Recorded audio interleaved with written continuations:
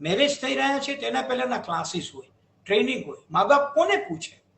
ચાલો આજે હું અને મારી પત્ની 22 અને 25 વર્ષના છીએ અને અમારે કોઈને જઈને કેવું છે કે અમને ખબર નથી કે પતિ પત્ની થાય એટલે શું. તમે અમને કોને કોણ કહેશે? કોણ ઓથેન્ટિક છે કે જેને આ પૂછી શકે?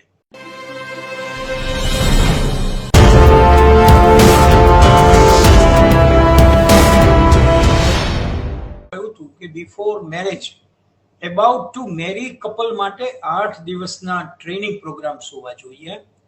એવી જ રીતે before being a parent about to be parent એવા જે લોકો છે એવા કપલ માટે પણ સાંધ્ય ક્લાસીસ 2 કલાક 3 કલાકના રાખવા જોઈએ, જેમાં બંને સાથે હાજર રહે અને બંને સાથે હોય ત્યારે એને કહેવામાં આવે કે આવું બનશે. અધરવાઇઝ આમાં બ્લેમ ગેમ પણ બહુ ચાલે છે. પુરુષ છે આખો દિવસ નોકરીએ ગયો હોય ને રાત્રે એને ઊંઘ કરવી હોય એટલે ઊંઘી ગયો હોય ને માને જાગવું પડે એટલે 5-6 દિવસ પછી એ ઝઘડા થાય છે કે હું જાગું છું તું સૂઈ જાય છે. તો બંનેને સાથે રાખીને આવનારી સારી અને નબળી બે પરિસ્થિતિની જાણ કરવામાં આવે અને એની ઘરેલું રેમેડીઝ શું છે એનાથી વાકેફ કરવામાં આવે. આવો ટ્રેનિંગ પ્રોગ્રામ કરવો જોઈએ. મને અહીંયા ખરેખર યાદ આવે છે જયનારાયણભાઈ, આજથી લગભગ 13-14 વર્ષ પહેલા આપણા કિરીટભાઈ જોશી, જે આપને ખ્યાલ છે કે મહર્ષિ અરવિંદો અને શ્રી માતાજીના ડિસાઇપલ હતા અને ગુજરાતમાં એને બોલાવવામાં આવ્યા હતા આમંત્રણથી, ચીફ મિનિસ્ટરના આમંત્રણથી. અને ત્યારે એણે ચિલ્ડ્રન યુનિવર્સિટીની સ્થાપના કરેલી. એણે મુસદ્દો આપ્યો હતો. એ મુસદ્દાને જો બરાબર આપણે જોઈએ, મારું સૌભાગ્ય છે કે એ વખતે 11 મેમ્બરની કમિટીમાં હું એક હતો. અલબત્ત પછીથી આપણે ટીચર્સ યુનિવર્સિટીનું બાળ મરણ કરવા સુધીનો નીચે લઈ ગયા, પણ એનો ઉદ્દેશ આ હતો. અત્યારે જે હું અને આપ વાત કરીએ છીએ એ વાત હતી કે ભાઈ મેરેજ થઈ રહ્યા છે તેના પહેલાના ક્લાસીસ હોય, ટ્રેનિંગ હોય. મા બાપ કોને પૂછે? ચાલો આજે હું અને મારી પત્ની 22 અને 25 વર્ષના છીએ અને અમારે કોઈને જઈને કેવું છે કે અમને ખબર નથી કે પતિ પત્ની થાય એટલે શું. તમે અમને કોને કોણ કહેશે? કોણ ઓથેન્ટિક છે કે જેને આ પૂછી શકે? એવું જ પેરેન્ટ થઈ રહ્યા છે ત્યારે કોને કે પૂછે કોને? એકની માં બીજાને સ્વીકાર્ય નહીં હોય, બીજાની માં પહેલાને સ્વીકાર્ય નહીં હોય. તો એ યુનિવર્સિટીના કોન્સેપ્ટ પેપરમાં આ વાત હતી કે આવા ક્લાસીસ ચલાવવામાં આવે અને એ કામ એ યુનિવર્સિટી કરે. સ્ટુડન્ટ્સને ભણાવવાનું નહીં. ગર્ભાધાનથી લઈને કિશોરાવસ્થા પૂર્ણ થાય ત્યાં સુધીના ડેવલપમેન્ટની આખી પ્રક્રિયા ઉપર કામ કરે, એને ચિલ્ડ્રન યુનિવર્સિટી કોન્સેપ્ટ કયો. તો આ કામ હવે નહીં થયું તો આપણે કરવું જોઈએ, સમાજ સંસ્થાઓએ કરવું જોઈએ. ખાલી સૂચનાઓ આપવાને બદલે પ્લાન્ડ ટ્રેનિંગ પ્રોગ્રામ્સ થવા જોઈએ. એક બીજી વાત પણ અહીંયા મને કહેવાનું યોગ્ય લાગે છે. સામાન્ય રીતે આપણે ત્યાં એવું થાય છે કે આપણે મા બાપને બાળક જન્મ્યા પહેલા જુદા કરી નાખવાનું જે પગલું ભરીએ છીએ એ આપણા સમાજ માટે બહુ હાનિકારક છે. કેમ હાનિકારક છે? જો મારે ને મારી પત્નીને સંતાન જોઈએ છીએ તો સંતાનના ઘડવૈયાઓને પણ મારે ભેગા રાખવા પડે. આપણે એમ કહીએ કે ગરજે તો ગરજે. આ શાણપણ પણ આજના નવ દંપતીઓએ બરાબર સ્વીકારવા જેવું છે. તમે જુઓ, મને એ દ્રષ્ટિએ અમેરિકા ભાગી ગયેલા આપણા જે યુવાન યુવતીઓ છે, અથવા ગયેલા, ભાગી ગયેલા શબ્દ સારું ન લાગે એટલે ગયેલા કહીએ, તો એ લોકો શાણા છે. વિદેશ ગયેલા દંપતીઓ છે, શાણા છે. એને પોતાના મા બાપને પોતાના સંતાનને ઉછેરવા માટે વાલથી બોલાવ્યા કરે છે. આપણને ખ્યાલ છે કે વિઝાની અંદર જ લખ્યું હોય કે આ પ્રેગ્નન્સી માટેની ટૂર છે, ડિલિવરીની ટ્રીટમેન્ટ આપવા જાય છે. પછી જરાક છોકરું મોટું થાય એટલે પાછું કે હવે તમે સ્વધામ સ્વધર્મ તરફ સ્વીધાવો. વળી બીજું બાળક આવે તો હવે આવતા રહ્યો. એટલે એ લોકો ડિપ્લોમેટ લોકો છે. એ બહાર રહેવાનું પણ કરી લે છે અને પોતાના સંતાનોને પોતાની કોયલ દ્વારા જ ઉછરે. કાગડાનું ઈંડું ન ઉછરી જાય એવી રીતે પણ એને ત્યાં બોલાવી લે છે. હું એવું માનું છું કે દરેક દંપતીને કહેવાની જરૂર છે કે જો તમે નેક્સ્ટ પેઢીમાં જવાના હો તો આગલી પેઢીને સાથે તો રાખવી જ પડશે. અને સાથે ન રાખો તો એની સાથેનો નાતો કાપી નહીં નાખી શકાય. એને તમારે જરૂર પડવાની છે, એને કહેવું પડશે, એને સમજાવવું પડશે. એક હજુ વધુ ઉમેરણ કરું કે પેરેન્ટિંગમાં જો માતા નોકરી કરતી હોય તો નક્કી કરવું પડશે કે પ્રાયોરિટી શું છે, સંતાન છે કે કમાવું તે છે. હું અંગત રીતે એવું માનું છું કે સંતાન કન્સીવ થવા લાગે પછી લગભગ 7-8 મહિના પછી પત્નીએ નોકરી છોડી દેવી જોઈએ, ડ્રોપ લેવો જોઈએ. હવે તો આપણે ત્યાં પ્રેગ્નન્સી માટેની લીવ મળે છે, પણ એટલા માટે લેવું જોઈએ કે તમારી પ્રાયોરિટી સંતાન છે કે નોકરી છે.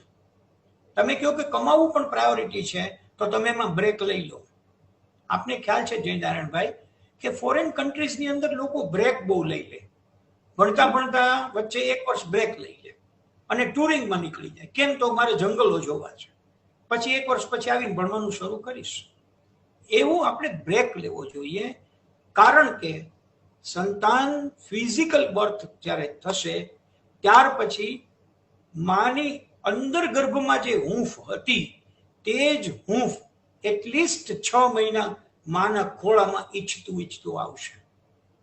અને એ વખતે એને કોઈ કેરટેકર પાસે મૂકીને જવું એ કોઈ પણ સંજોગોમાં યોગ્ય નથી.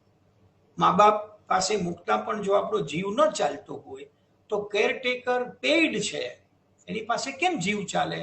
ત્યાં તો એની 100% હાજરી હોવી જોઈએ. હું ઉદાહરણ આપું, બહુ જાણીતું, આપણે સૌ જાણીએ છીએ, સુધા મૂર્તિએ પોતાના ઇન્ટરવ્યુમાં કહેલું છે કે જ્યારે સંતાન થયા ત્યારે મેં નક્કી કર્યું કે મારી પહેલો પ્રાયોરિટી સંતાન છે, અને એ પૂરું થયું. એટલે ફન્સ અગેન હું અત્યારના સરસ મજાના ડિવિનિટીના કામમાં જોડાઈ ગઈ છું, ચેરિટી કરું છું, ખૂબ મહેનત કરું છું. તો તમારા નસીબમાં એવું લખ્યું જ હશે કે જો તમે પરમાત્માની ભેટનો સુંદર મજાનો સાર સંભાળનો કાર્યક્રમ હાથ ધરશો તો પછી પરમાત્મા તમારી સાર સંભાળનો પણ સમય તમને આપી રહેશે. આટલા આસ્થાવાન થવા જેવું મને આજે લાગે.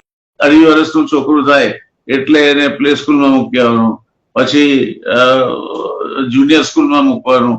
આ કઈ જાતની પ્રથા છે કે જ્યારે બાળકને તમે 2-2.5 વર્ષે જ્યારે child needs the most warmth and affection of the parents or at least the mother, એ ઉંમરે તમે એને કંઈક મળતા જ કામે લગાડી દો છો. શું કેવું છે આ પ્રકારના પેરેન્ટિંગ બાબતમાં આપણે શું કેવું છે?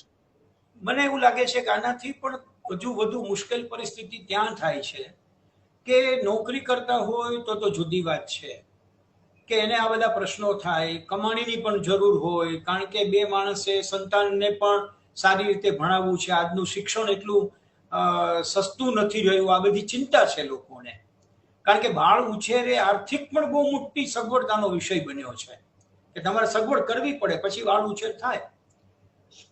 પણ બીજી મુશ્કેલી એ પણ છે જયનારાયણભાઈ કે પોતે સર્વિસના અવર્સ સિવાય પણ પોતાના સંતાન સાથે સમય પસાર કરવા માટે તૈયાર નથી. હું આપને ઉદાહરણ આપું કે લગભગ સ્કૂલના જે લોઅર ક્લાસીસ છે એમાં જઈને આપ ટીચર સાથે સંવાદ કરો.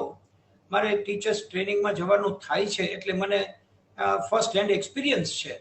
તો એ લોકોની એક જ ફરિયાદ હોય કે મમ્મી અમને એમ કહે છે કે તમે એને મોબાઈલ છોડાવવા માટે સૂચના આપજો.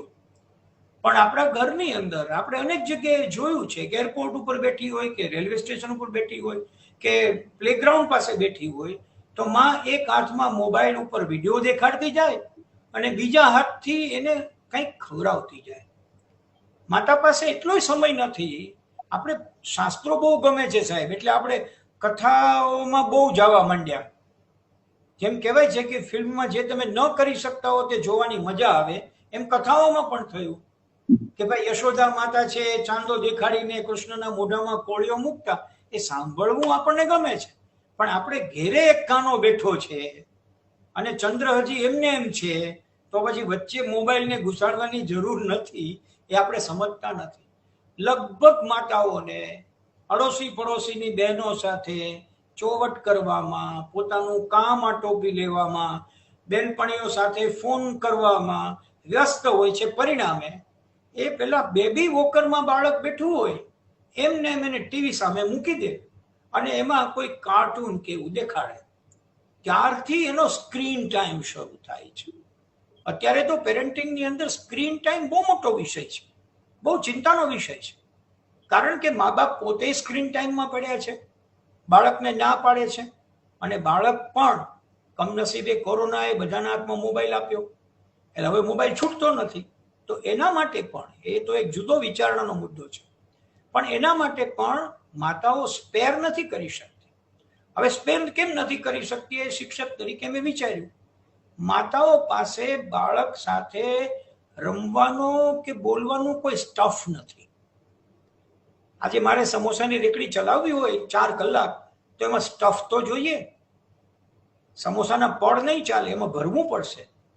આપણી માતાઓને હાલડા નથી આવડતા, સાદી સરસ મજાની વાર્તાઓ નથી આવડતી, કશું વાંચીને જ્ઞાન પ્રાપ્ત કરવાની તૈયારીઓ નથી. પરિણામે એને એમ થાય છે કે આની યાર શું કરવું, બહુ માથાકૂટ કરે છે. પણ માથાકૂટ શું કરે? ચાલુ તારી સાથે રમું છું, હવે ચાલ આપણે ગાર્ડનમાં જઈએ, જો આપણે છોડના કુંડાને સરસ કરીએ, ભલે થોડુંક માટી ચૂતતું. આવું આપણી માતાઓ કરવા તત્પર નથી. એટલે અધર દેન જોબ આ પણ એક મોટો ઇસ્યુ છે કે એને એમ થાય છે કે હું તો આખો દિવસ આમાં પડી છું. પણ એ આમાં પડવા માટે પરિસ્થિતિ સર્જનારા આપણે છીએ. જો આપણને આ જ શોખ હોય તો આપણે નક્કી કરવું જોઈએ કે આપણે સંતાન નહીં હોય. ભવિષ્યમાં જ્યારે એવું થશે ત્યારે કોઈનું સંતાન દત્તક લઈ લેશું, એ મોટું થઈ ગયેલું હોય એવું આપણે રાખીશું. અને બીજો મુદ્દો હું અહીંયા યાદ આવ્યો એટલે છેડું જયનારાયણભાઈ, કે સમાજની વ્યવસ્થા એટલી બધી બોગસ થઈ રહી છે કે હવે પરણવાથી લોકો દૂર ભાગે છે. શક્ય બને ત્યાં સુધી ન પરણવું. 30 વર્ષ, 35 વર્ષ, 38 વર્ષ પછી ન રહેવાય ત્યારે પરણવું. જ્યારે સમજાય કે એકલા રહેવું તો ડિફિકલ્ટ છે ત્યારે પરણે છે. ઘણા લોકો એવું પણ કે છે મોડા પરણીએ તો પછી સંતાન ન થાય, એટલે પરણવું છે તો સંતાન નથી જોઈતા. અને સંતાન જોઈએ છીએ તો એને ઉછેરવાની કોઈ તૈયારી નથી. અત્યારના આની મોટી અસર એ થઈ છે, આપે એક સિઝેરિયન શબ્દ પ્રયોગ વચ્ચે કર્યો હતો. હમણાં જ મેં મારા વિદ્યાર્થી પાસે રફ સર્વે કરાવ્યો તો રાજકોટ શહેરની અંદર જેટલી પ્રેગ્નન્સી 1 મહિના દરમિયાન થઈ એમાંથી મોર દેન 90% પ્રેગ્નન્સી સિઝેરિયનથી થઈ છે. અને એમાં પણ એવું જાણવા મળ્યું કે 90%માંથી મોર દેન 60% મધર્સે એમ કહ્યું કે મારે કોઈ પેઇન નથી જોતું, તમે સિઝેરિયન કરી નાખો. આવું પેરેન્ટ્સ પાસેથી અને ગાયનેકોલોજીસ્ટ પાસેથી મેસેજ મળ્યો એનો આ સર્વે છે. આઈવીએફ નો જન્મમાંથી થયો છે. આઈવીએફ નપુંસકતાનું કોઈ ફલશ્રુતિ નથી. આઈવીએફ એ તમારે આ પ્રવૃત્તિમાં જવું નથી માટે તમારી આ પ્રવૃત્તિ છે. આપણને ખ્યાલ છે કે આપણે કોઈકની કુખ ભાડે લઈને આપણું સંતાન થાય એવું ઈચ્છવા લાગ્યા છીએ. એવા પ્રયોગો થઈ ગયા, સફળ થઈ ગયા. તમે મેટ્રો સિટી આપણા ગણો, વડોદરા, સુરત, અમદાવાદ, તો પ્રસૂતિ ગૃહના પાટિયાઓ નહીં જોવા મળે. આઈવીએફના ઢગલા બંધ પાટિયા જોવા મળશે. અને આઈવીએફનું એક સાયકલ એટલે 8 લાખ, એમાં નિષ્ફળ જાવ તો બીજા 8 લાખ. એના માટે લોકો લોન લે છે, બેંકો લોન આપે પણ છે. આ આપણી જે આખી સમાજ વ્યવસ્થા છે એને આપણને પેરેન્ટિંગથી ખૂબ ખૂબ પાછળ ધકેલવાનું કામ કર્યું છે.